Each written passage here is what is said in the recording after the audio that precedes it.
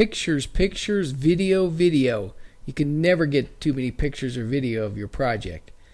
What we're doing here is we're taking about 1,500 photographs before the car ever gets torn down.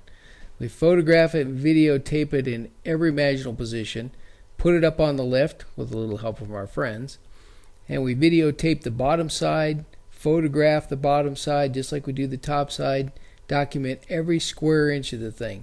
Every nut, bolt, washer on this thing will have a video or a picture of it from every direction.